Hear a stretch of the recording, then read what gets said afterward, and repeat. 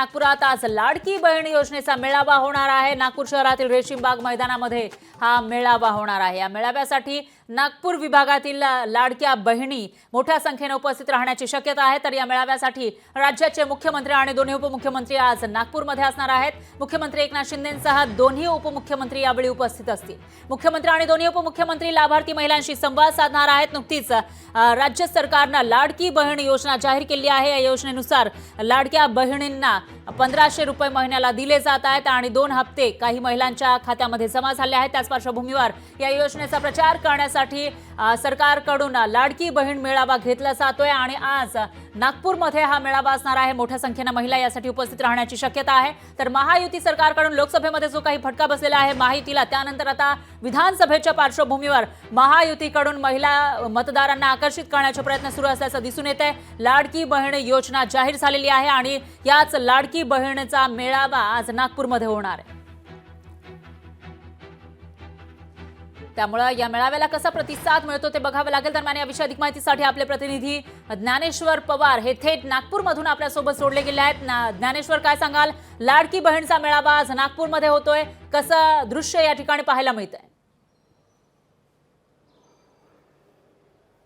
अगदीच फरा लाडकी बहीण योजना जी आहे ती राज्य सरकारची महत्त्वाकांक्षी योजना आहे आणि त्याचा दुसरा राज्यस्तरीय मेळावा जो आहे तो नागपूर येथे आयोजित करण्यात आलेला आहे। नागपूरच्या रेशीमबाग मैदानामध्ये या मेळाव्याचं आयोजन करण्यात आलं असून यामध्ये जवळपास 60,000हून अधिक महिला भगिनी जे आहेत ते या कार्यक्रमात सहभागी होतील। या पद्धतीची तयारी जी आहे ती रेशीमबाग मैदानामध्ये एकूणच करण्यात आलेली आहे। या कार्यक्रमासाठी राज्याचे मुख्यमंत्री आणि दोन्ही उपमुख्यमंत्री जे आहेत ते सहभागी होतील। त्याचबरोबर केंद्रीय मंत्री नितीन गडकरी आणि भाजपचे प्रदेश अध्यक्ष चंद्रशेखर बावनकुळेसह महिला व बालविकास मंत्री आदित्य तटकरे देखील यामध्ये सहभागी होणार आहे। आणि सोबतच या मेळाव्यामधूनच आज जे आहे ते या महिला भगिनींच्या खात्यामध्ये या लाडकी बहीण योजनेचा दुसरा हप्ता जो आहे तो या ठिकाणी देण्यात येणार आहे। आणि त्याच पद्धतीने आता थोड्याच वेळामध्ये जे आहे ते उपमुख्यमंत्री अजित पवार यांचं जे आहे ते नागपूरच्या विमानतळावर आगमन होणार आहे। पाहू शकतो की कशा पद्धतीने त्यांच्या साठी गाडी जी आहे ती या ठिकाणी सजवण्यात आली आहे। जनसन्मान यात्रेचं या ठिकाणी उल्लेख करण्यात आला आहे। सोबतच बाजूला जे आहे ते लाडकी बहिणीचं स्टिकर देखील जे आहे ते या गाडीवरती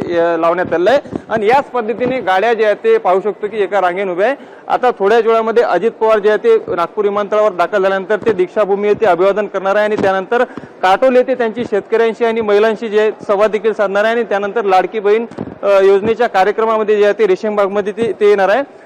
आज 2 वाजता जे आहे ते या कार्यक्रमाला सुरुवात होणार आहे आणि या कार्यक्रमामधून स्वतः मुख्यमंत्री आणि दोन्ही उपमुख्यमंत्री आहेत ते आपल्या लाडकी बहिणीसोबत जे आहे ते दुसरा हप्ता त्यांच्या खात्यामध्ये जमा करून त्यांच्याशी संवाद साधणार आहेत। निश्चितच ज्ञानेश्वर, एकूणच असं म्हणता येईल की नागपूरमध्ये आज रेलचेल पाहायला मिळेल शासकीय कार्यक्रमांची, कारण एकीकडे लाडकी बहीणचा मेळावा आहे तर दुसरीकडे उपमुख्यमंत्री अजित पवार यांची जनसन्मान यात्रा सुद्धा आहे आणि त्यासाठी पिंक कारची लाईन आपल्याला या ठिकाणी पाहायला मिळते। त्यामुळे इथले अपडेट आपण घेत राहूया। दरम्यान धन्यवाद तुम्ही दिलेल्या या सविस्तर माहितीसाठी। लोकशाही मराठी ऐका, पहा, जागरूक रहा।